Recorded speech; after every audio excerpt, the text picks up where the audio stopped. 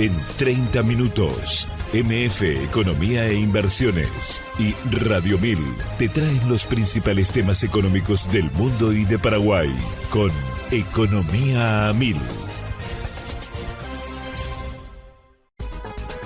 Este podcast es presentado por la Bolsa de Valores de Asunción, promoviendo los valores del mercado. Muy buenos días, bienvenidos a una emisión más aquí de Economía 1000. Muchas gracias por la compañía de todos los días. Sí, José, me estás mirando raro, ya tengo algo, sí.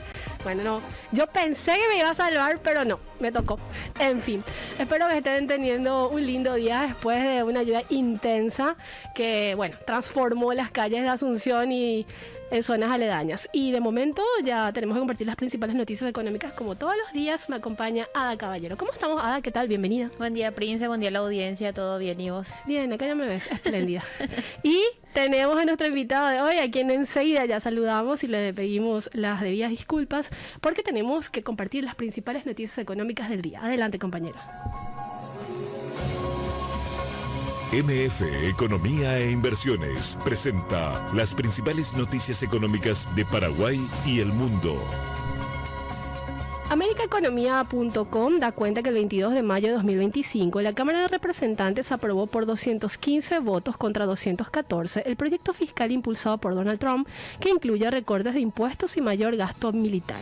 La Oficina Presupuestaria del Congreso proyecta esta medida provocará una pérdida de ingresos de 3,66 billones de dólares en la próxima década, mientras que los gastos se reducirán en solo 1,25 billones de dólares. Esto elevaría el déficit fiscal en 2,41 billones de dólares hacia 2034, una cifra 37% menor al cálculo preliminar. ¿Más información, Ada? De acuerdo con Bloomberg en línea, el Banco Central Europeo se prepara para reducir la tasa de interés por octava vez, recortando la tasa de depósito en un cuarto de punto hasta el 2%. Esta decisión se produce en un contexto de incertidumbre económica marcado por las políticas comerciales del presidente Donald Trump que complican las perspectivas de inflación y crecimiento.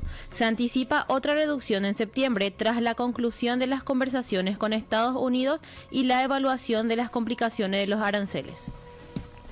Y ya estamos en compañía de nuestro invitado de hoy. Él es Guillermo Hover, consejero en Ferrer Abogados. ¿Cómo estamos, Guillermo? ¿Qué tal? Bienvenido. Gracias por estar con nosotros hoy. Hola, Prince. Hola, un gusto estar con ustedes. Vos viniste en canoa, llegaste a salvo. ¿Qué tal fue la lluvia hacia tu casa, Guillermo? Estoy todavía sin dormir. Estoy monitoreando la subida del agua. Yo vivo en una cuadra considerada punto crítico de Asunción, no es lo famoso punto crítico. Sí. Así que entre las 3 y las 5 estuvimos mirando el agua subir.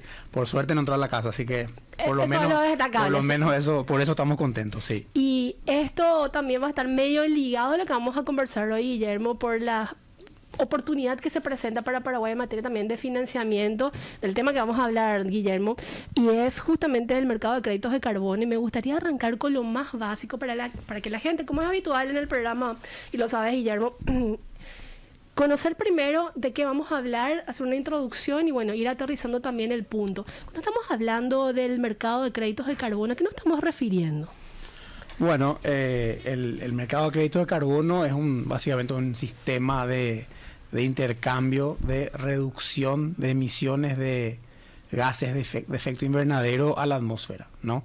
Entonces, empresas que quieren compensar su contaminación ambiental adquieren de proyectos que tienen como fin reducir emisiones de gases de efecto invernadero a la atmósfera o secuestrar esos gases de la atmósfera, esas reducciones o esos secuestros, ¿no? Que se traducen a créditos de carbono o se materializan en lo que se llama créditos de carbono. Correcto. La novedad reciente en temas de crédito de carbono en Paraguay es que firmamos un acuerdo de implementación bilateral con Singapur para eventualmente poder hacer transacciones desde Paraguay con el gobierno de Singapur o empresas de Singapur para la venta de créditos de carbono, entre comillas, que se generan en nuestro país.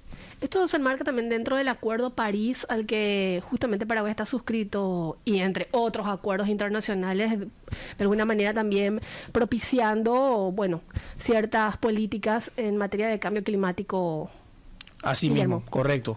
O sea, este acuerdo que se firmó con Singapur marca también un cambio en los mercados de crédito de carbono en los que Paraguay estaba participando.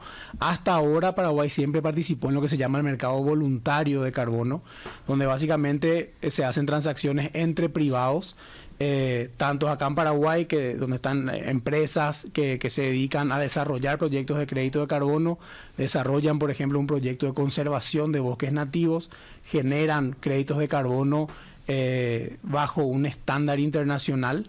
Y esos créditos de carbono los venden a empresas extranjeras que voluntariamente los adquieren para compensar su contaminación en sus países o para posicionarse en el mercado como empresas más sustentables o que financian proyectos sustentables y pro ambiente en otros lugares del mundo. O que simplemente tienen esa adquisición de crédito de carbono como parte de su programa de responsabilidad social empresarial, etcétera. Entonces siempre estuvimos hablando de un mercado netamente voluntario. ¿Están también otros tipos de mercado o no? Correcto. Entonces ahora con la firma de este acuerdo con Singapur, nosotros damos los primeros pasos en otros tipos de mercado, que son mercados de cumplimiento y lo que es el intercambio de resultados de mitigación bajo el Acuerdo de París. El Acuerdo de París es un tratado internacional, sí. Tiene 200 países firmados, o sea, casi todos los países del mundo. Ahora, lastimosamente, Estados Unidos está atrás en un proceso de salirse del Acuerdo de París, más bien por una cuestión ideológica. Pero 200 países se adhirieron a este Acuerdo de París y es básicamente el acuerdo marco para tratar de evitar y reducir el cambio climático, el cual está atribuido en gran parte a actividades humanas, ¿no? Entonces, y eso es un consenso científico, sí. No es lo que yo digo, no es una posición política ni ideológica, sino que es un consenso científico. Tiene detractores, pero el consenso científico general es ese. Entonces, bajo ese Acuerdo de París se crea ciertos mecanismos donde un país bueno, doy un paso atrás. Sí. Bajo ese Acuerdo de París, cada país firmante se comprometió a reducir sus emisiones en un X% en base a una línea base que cada país determinó, ¿no? Que generalmente es los negocios business as usual, o sea, tal cual se venían haciendo las cosas, esa es la línea base y por debajo de eso queremos reducir un X%. Cada país se digamos, comprometió a lograr esas reducciones. Y eso se llaman contribuciones nacionalmente determinadas. ¿Y hay un plazo en el inicio de este cumplimiento y un límite en ese sentido, Guillermo, no? Sí, en el caso de Paraguay, por ejemplo, nosotros estamos comprometidos a reducir nuestras emisiones en un 20% antes del 2030.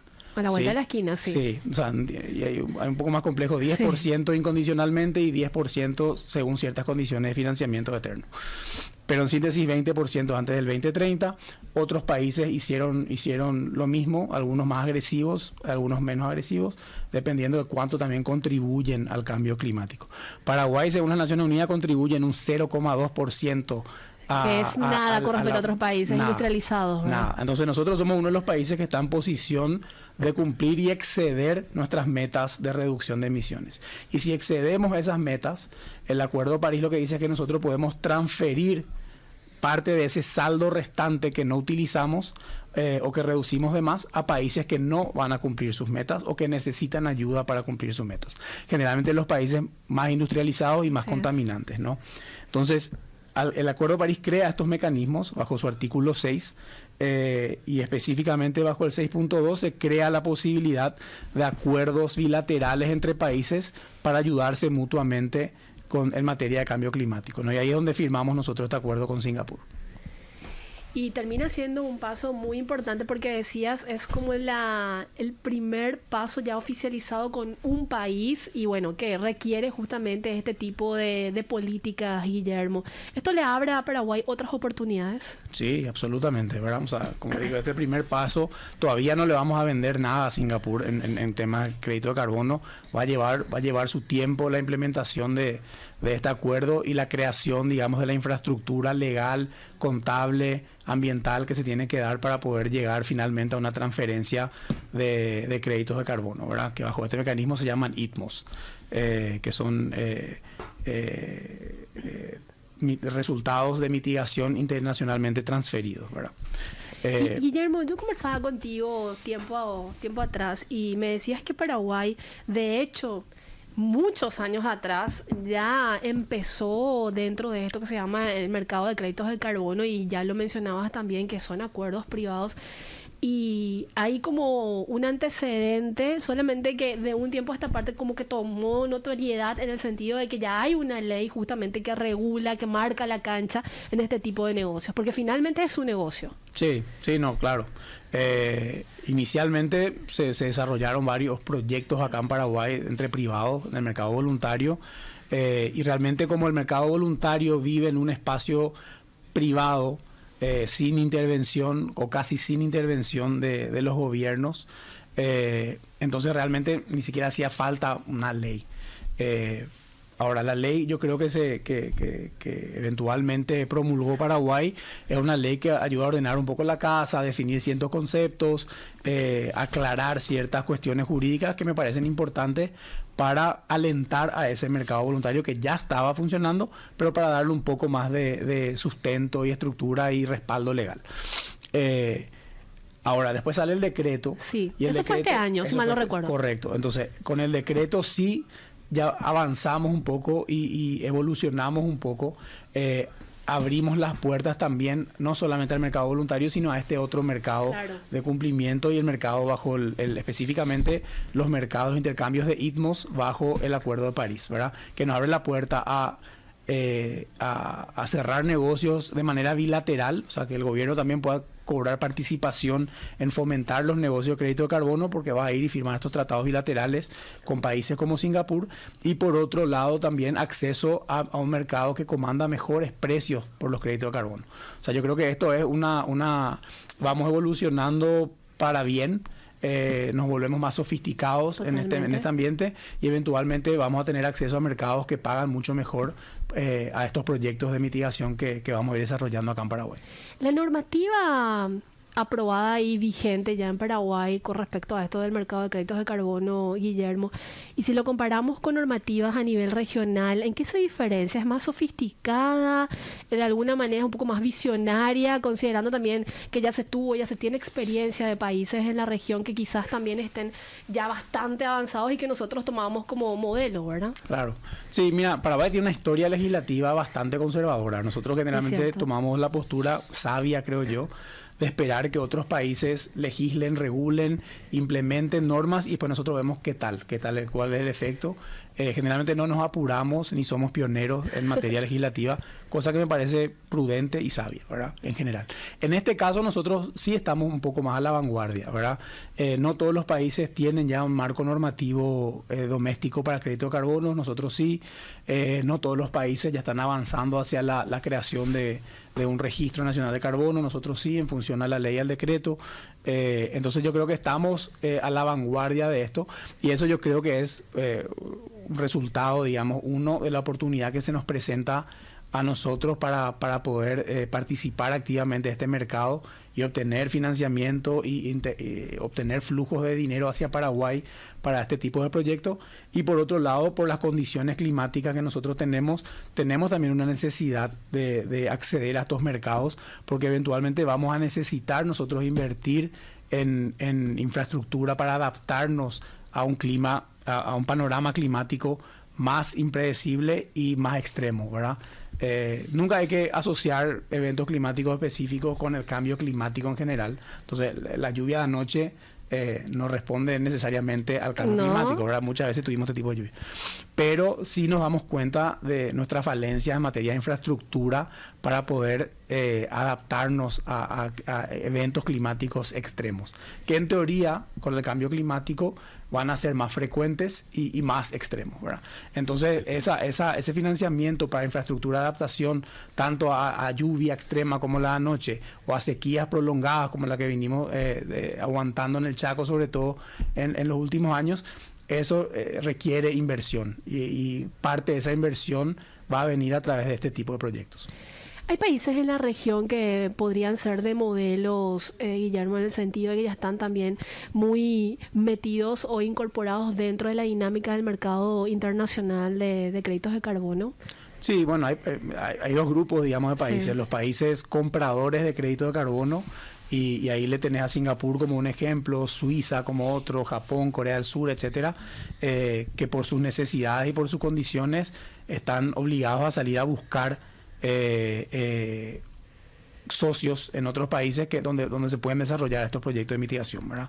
Y después estamos nosotros del otro lado, que son los países que están en camino a cumplir o acceder sus compromisos internacionales en materia de reducción de gases de efecto invernadero, y que tenemos la posibilidad de ser anfitriones de proyectos de mitigación, obtener esos resultados de mitigación y poder vender esos resultados a este otro grupo de países, ¿verdad? Entonces yo creo que hay dos bandas, digamos, generalmente, y a lo mejor una tercera, que son países que hasta ahora no se movieron en esta materia, ¿verdad?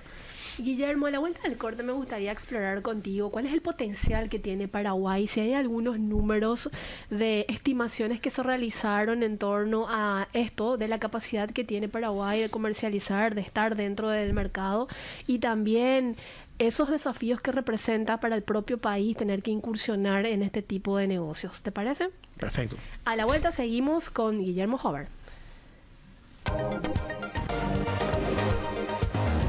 Gracias por la compañía. Aquí seguimos con nuestro invitado Guillermo Hover de Ferrer Abogados. Una carrera y una trayectoria muy, muy importante, y bueno, tratando justamente de ayornarnos de los conocimientos sobre el mercado de créditos de carbono. ¿Esta es tu especialidad, Guillermo, o tenés varias? Nosotros somos un estudio corporativo, hacemos todo lo que es derecho empresarial en todas sus aristas. Yo me dedico a lidero el equipo ambiental, y dentro de ese equipo ambiental vemos mucho estas transacciones. Estamos metidos desde la primera transacción que hubo en Paraguay, estuvimos participando, así que tuvimos el privilegio de acompañar a nuestros clientes, generalmente extranjeros, en diferentes transacciones de crédito de carbono acá en Paraguay.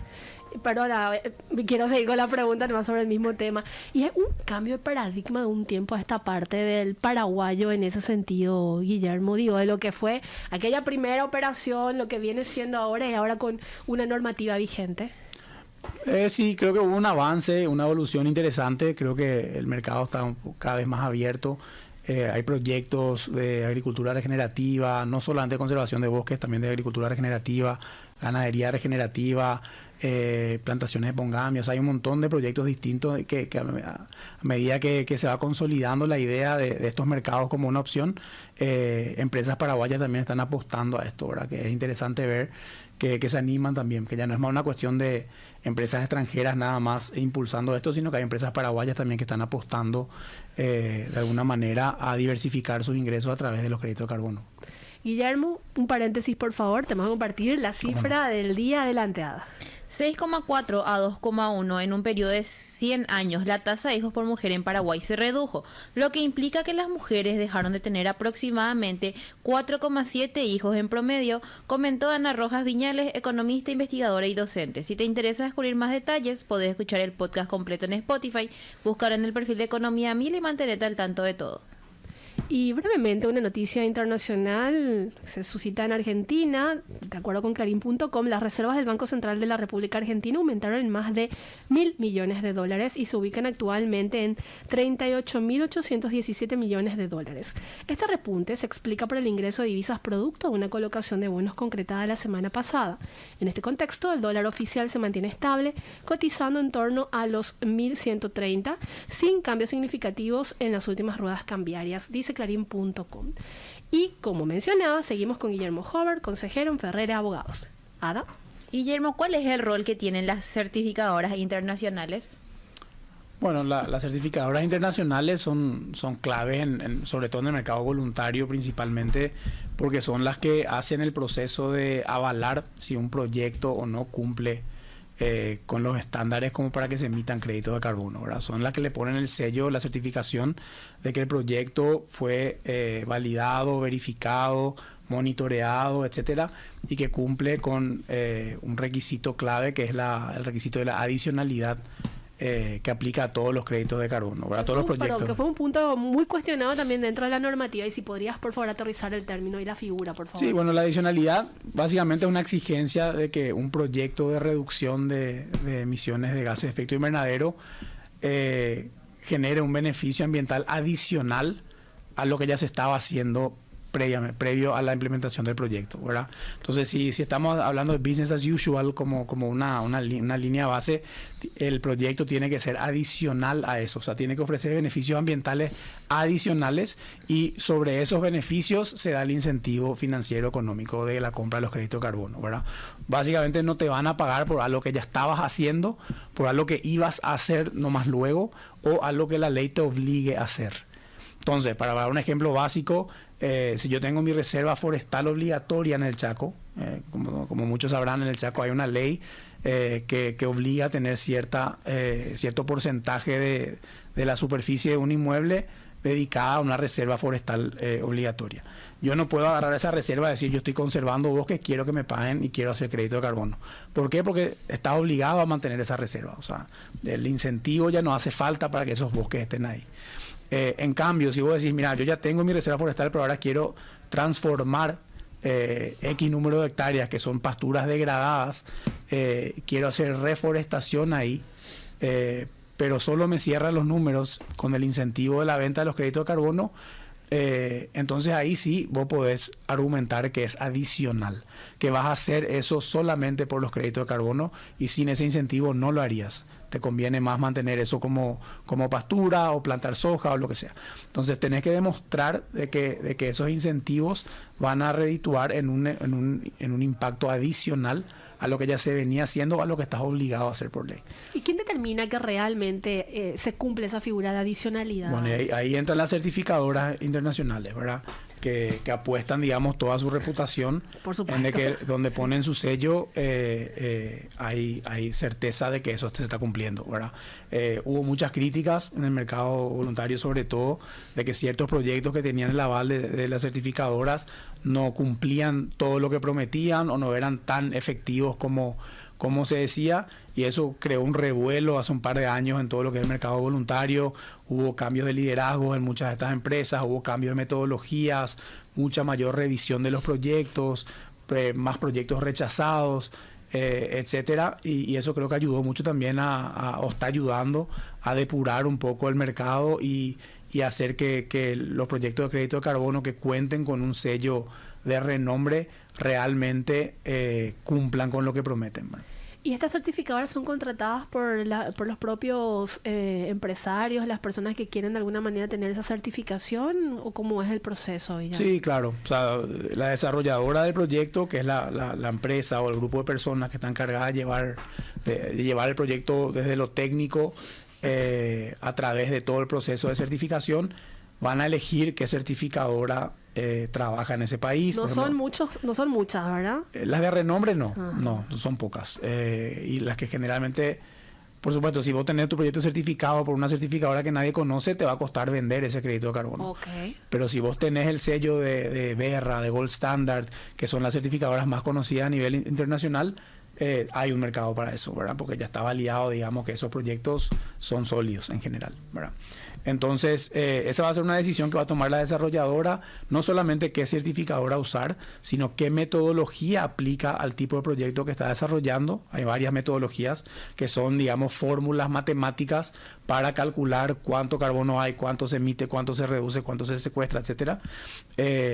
Y también van a elegir otras empresas que van a participar del proceso, validadoras, verificadoras, etcétera. Entonces, todo ese ecosistema existe para dar seguridad al comprador final de esos créditos de carbono, de que esos créditos de carbono son de alta calidad, son íntegros y realmente reflejan un proyecto real que está teniendo un impacto real en el medio ambiente. ¿Es costoso realizar este tipo de proyectos? Sí, en general sí, es bastante costoso. ¿Hay un promedio? ¿Se puede dar algún número? Mira, yo como abogado de repente no tengo acceso. Siempre se habló para un proyecto, por ejemplo, de conservación de bosques naturales, los costos pueden ser $200.000, $250.000 para hacer todo el proceso de verificación, validación, porque hay que contratar Claro. a expertos en esto que generalmente vienen de afuera, tienen que estar in situ cierto tiempo, etcétera, ¿verdad?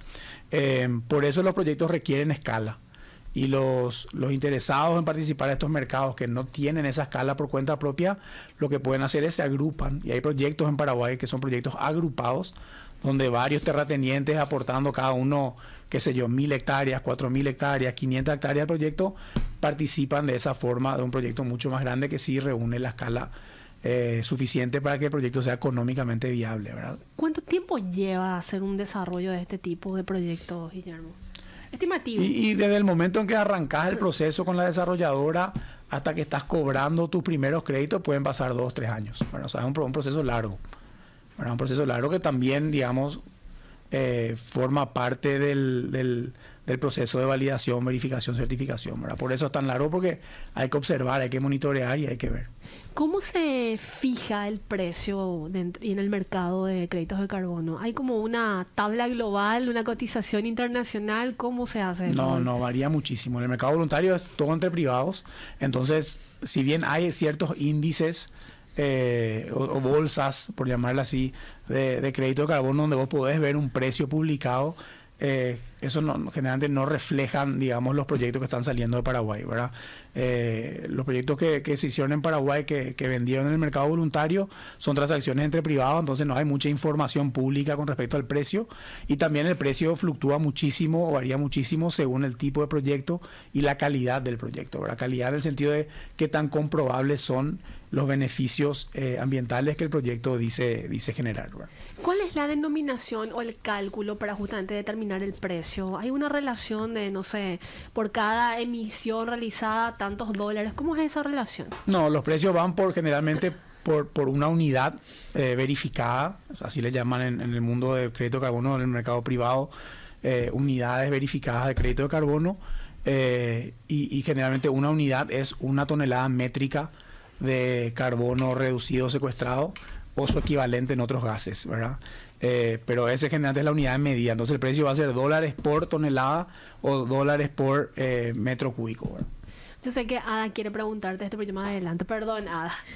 Hablamos mucho de la comercialización del mercado, pero si tuviéramos que hacerlo prácticamente, Guillermo, ¿cómo se realiza este proceso justamente de compra y venta?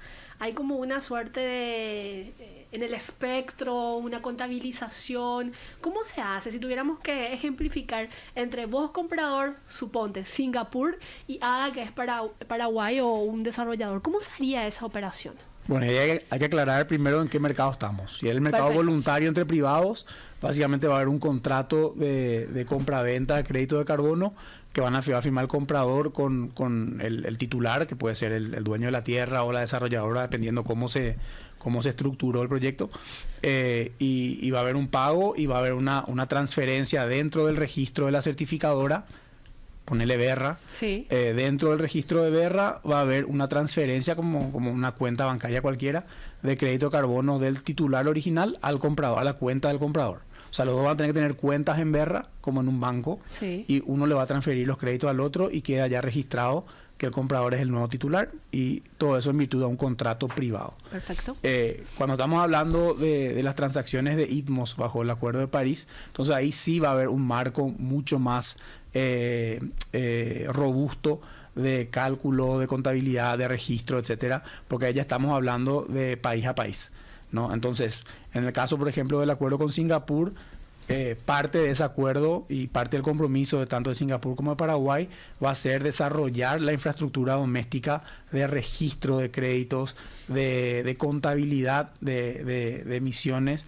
Todo eso también se usa para determinar después si cumplimos o no con nuestros compromisos nacionalmente determinados, Claro. ¿verdad?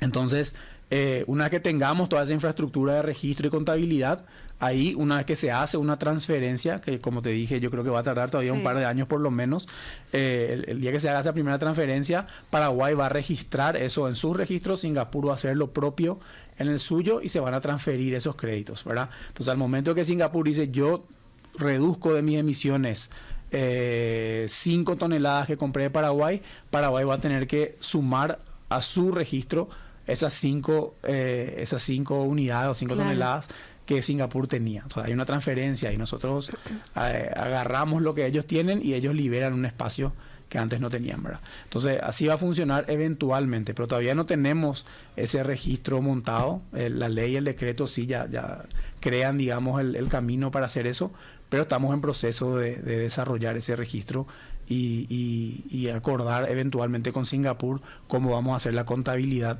de los créditos de carbono que transferimos entre nosotros. En el marco del Acuerdo de París, ¿qué otros países ya empezaron a empujar este tipo de proyectos? Y bueno, concretado ya dentro del mercado. Y es todo bastante nuevo, ¿verdad? Del lado de los compradores, creo que los países más avanzados son Singapur, Suiza, Japón, Corea del Sur, que son países que ya tienen varios contratos, acuerdos bilaterales firmados con países vendedores, como el nuestro, ¿verdad? Entonces, en el caso de Singapur, creo que somos el 7º país con el que firman un acuerdo de implementación. Suiza tiene también varios acuerdos firmados con Uruguay, por ejemplo, que si bien todavía no hubo transferencia, ya está firmado el acuerdo y están en proceso de implementar cada uno la infraestructura doméstica que se requiere, ¿verdad? Y hace poco, creo que el año pasado, fue la primera transferencia de ITMOS bajo este mecanismo, que fue una transferencia entre Tailandia a Suiza, ¿verdad?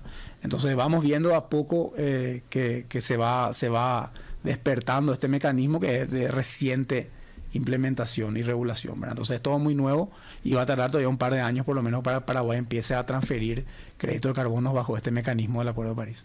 Vos como especialista, Guillermo, ¿ves cuál es el potencial que tiene Paraguay? ¿Es mucho? ¿Es reducido? ¿Está dentro de lo que se esperaba como a nivel regional? No, nosotros tenemos un potencial superlativo en esto, ¿verdad? ¿De cuánto aproximadamente? Yo soy abogado, no me animo a tirar números porque no es mi fuerte, ¿verdad? Sí. Pero mira, el potencial que tiene Paraguay se nota a todas luces, pero no solamente por nuestra ley, nuestro decreto y nuestro marco regulatorio que ayuda, pero en general uno de nuestras condiciones naturales, ¿verdad?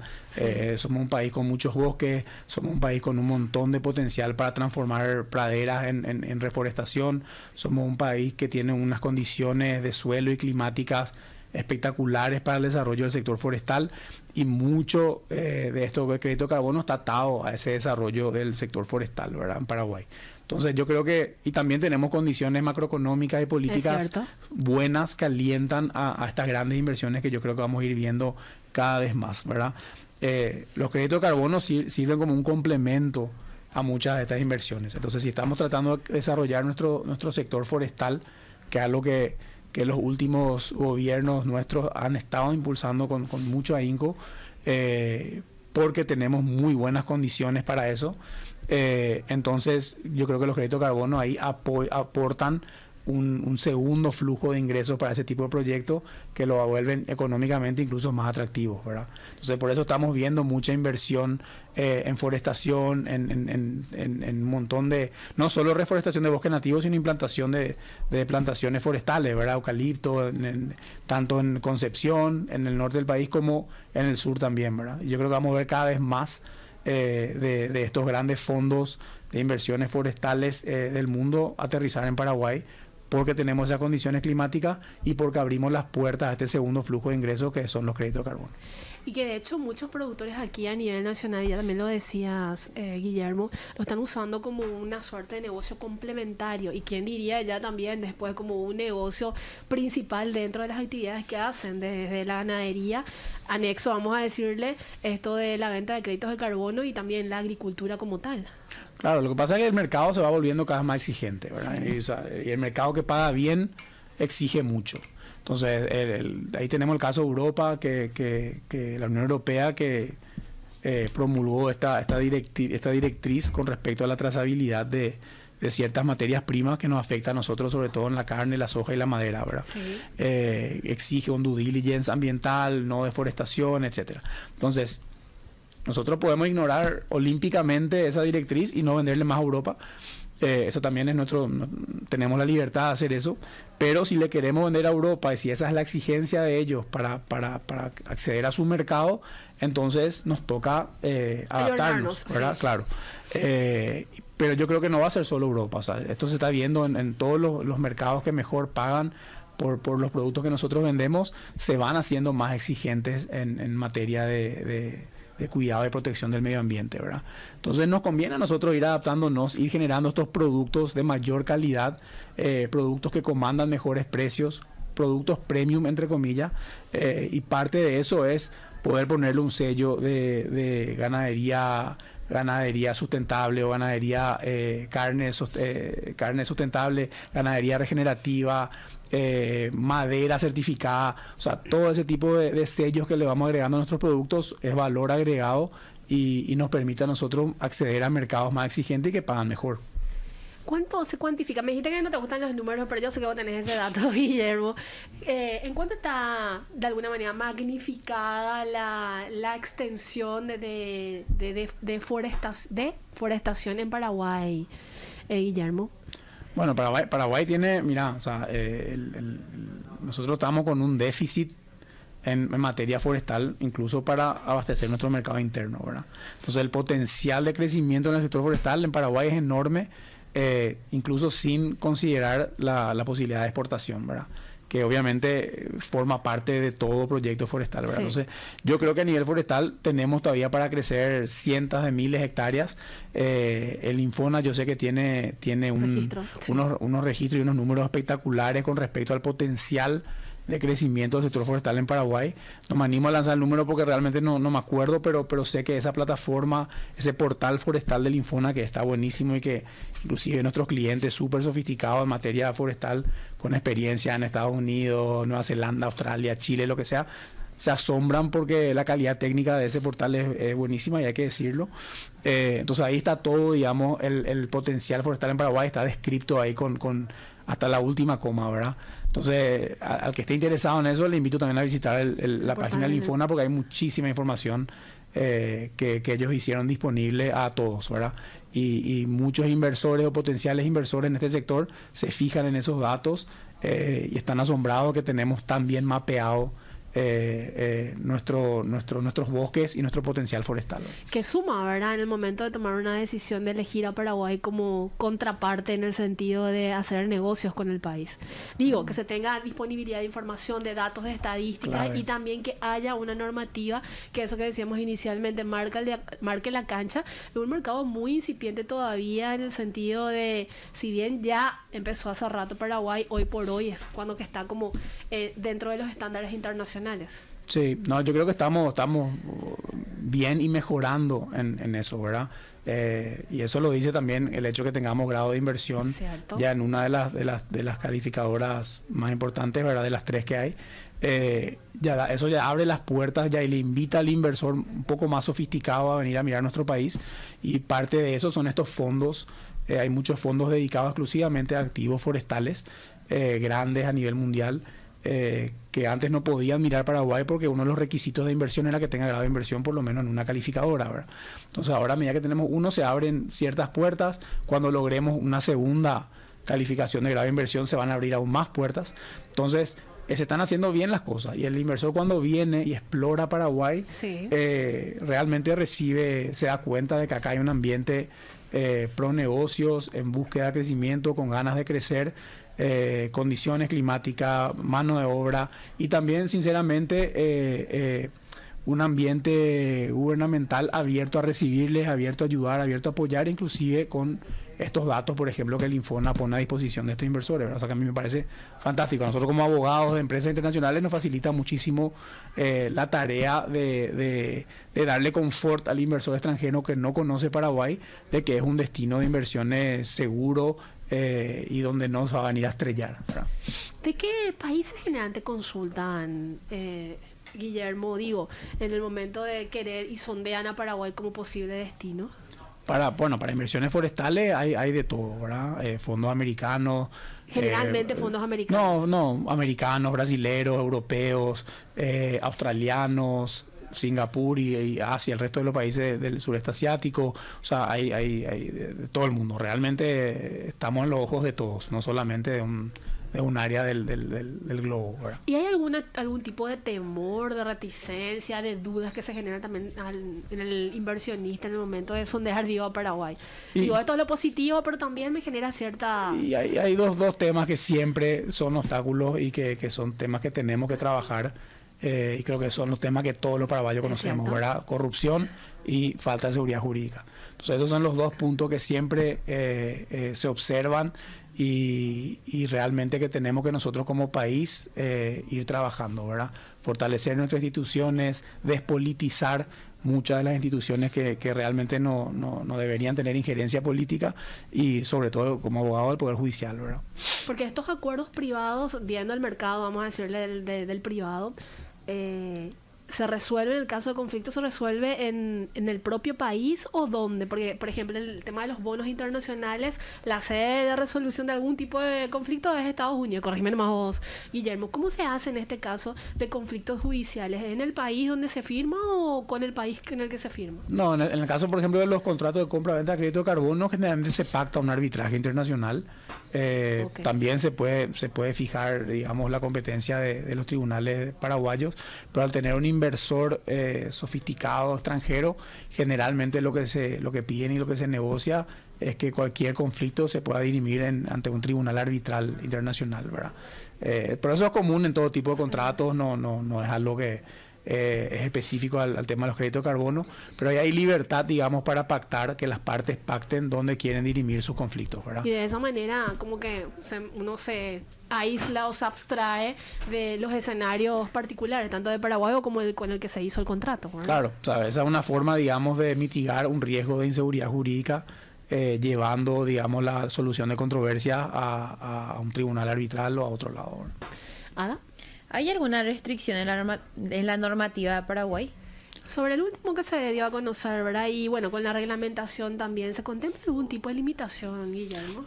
Sí hay algunas, ¿verdad? O sea, la ley en su momento habló de una retención del 3 a 10% de crédito de carbono de todos los créditos de carbono que se generan en proyectos en Paraguay.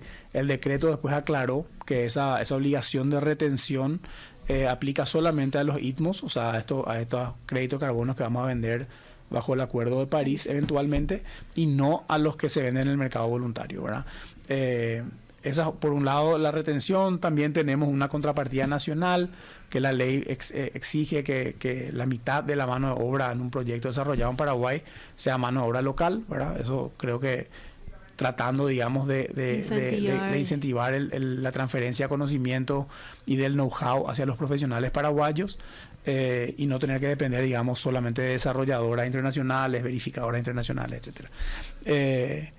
Y bueno, después hay cánones, hay costos de transacción que realmente están, digamos, dentro de lo esperado y no llaman la atención por su cuantía, ¿verdad? ¿Se estipuló una transferencia al Estado por cada tipo de proyecto o cómo se hizo en esta figura? No hay ni una transferencia al Estado, sino que lo que dice la ley es que se tienen que retener y no transferir al extranjero del 3 al 10% de todos los créditos de carbono generados en el país. Y eso es con vistas a proteger el cumplimiento de Paraguay de sus contribuciones nacionalmente determinadas, o sea, de sus obligaciones internacionales. No queremos exportar todos nuestros créditos y después nosotros quedarnos en una posición donde no cumplimos con nuestros compromisos internacionales porque vendimos todos nuestros esfuerzos, por llamarlo así, ¿verdad? Pero eso se aclara en el decreto, que aplica solamente a los ITMOs, o sea, al Acuerdo de París, y no al mercado voluntario, que no pasa tampoco por esa contabilidad del país a país, ¿verdad? Se vive en el espacio privado. Si tuviéramos que enumerar los principales desafíos de aquí en adelante, Guillermo, ¿cuáles son esos para Paraguay y bueno, en un mercado también muy cambiante y sobre todo hoy por hoy con altísima incertidumbre? Yo creo que eso es un desafío. Es una pregunta medio difícil ahí. Es un desafío enorme, ¿verdad? El tema de la incertidumbre, porque estos mercados de por sí son mercados algo inestables, sujetos, digamos, a variabilidad en precio, en credibilidad ante la opinión pública, que va variando según ocurren ciertas circunstancias, ¿verdad? Pero por otro lado, yo creo que el desafío nuestro de Paraguay es, uno, continuar la senda de construir el marco regulatorio como lo venimos haciendo, la ley, el decreto, y ahora, bueno, ir desarrollando, digamos, el Registro Nacional de Crédito de Carbono, darle forma y sustento a la nueva Dirección de Mercado de Carbono, empezar a implementar estos acuerdos que vamos a ir firmando, acuerdos bilaterales para la transferencia de créditos de carbono entre país y país, y hacerlo todo garantizando que los créditos de carbono que salgan de Paraguay sean créditos de calidad, créditos íntegros y créditos que comanden en el mercado internacional un buen precio, ¿verdad? Así como estamos preocupados de que nuestra carne, posicionar nuestra carne a nivel mundial en los mejores mercados, de que la carne sea percibida como una de las mejores carnes del mundo, lo mismo hacemos con otros productos, hacer exactamente eso con los créditos de carbono. Guillermo, ¿hay algo más en materia de normativa que se tiene que ajustar de aquí en adelante? ¿O esto que ya estamos teniendo y que mencionabas es parte de este proceso? Hay que darle como una suerte de etapa de adaptación, de readecuación, y bueno, que los jugadores también puedan ir incorporando, ¿o ya hay que avanzar con otro tipo de normativas de acuerdo a experiencias internacionales? No, ahora nos toca implementar lo que está en el decreto reglamentario, ¿verdad? Entonces, como digo, empezar a sacar las resoluciones administrativas que van a ir creando la infraestructura interna del registro, de la Dirección de Mercado de Carbono, empezar a definir exactamente cómo se van a ir dando ciertas cosas. Hay que emitir carta de autorización, ¿cuál es el proceso para solicitar y que se emita una carta de autorización? Hay que emitir una carta de no objeción. Entonces, bueno, ¿cuál es el proceso? O sea, esos procesos se van a tener que ir desarrollando, y después también nuestro proceso de contabilidad de crédito de carbono. Todo eso se va a ir desarrollando, se está desarrollando en diferentes grados de avance según la cuestión, pero yo creo que ese es el siguiente paso natural y estamos en camino. Hay una diferencia, y ya vamos cerrando y ya se me surgen más preguntas, es muy interesante obviamente el tema.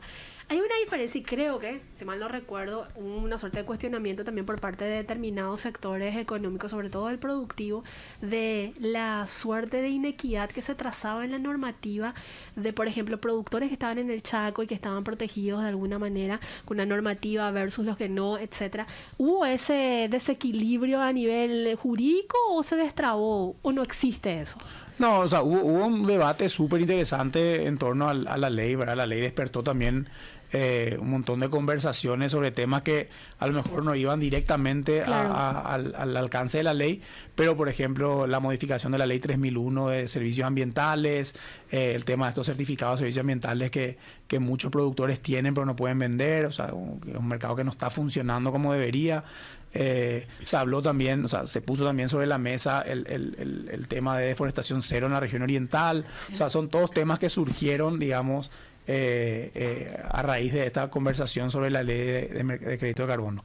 La ley de crédito de carbono no habla de ninguna de esas cosas. O sea, realmente esto está fuera de alcance, pero son conversaciones que se dieron entre los que participaron en la redacción de esa ley o que quisieron hacerse escuchar durante ese proceso, y surgieron un montón de debates. Dentro de lo que es el alcance de la ley, naturalmente se dieron debates sobre varios de los puntos de la ley. El decreto yo creo que aclara mucho de esas cuestiones, esas dudas que seguían teniendo ciertos sectores. Y bueno, me imagino que habrán sectores que no están contentos con la ley o con el decreto.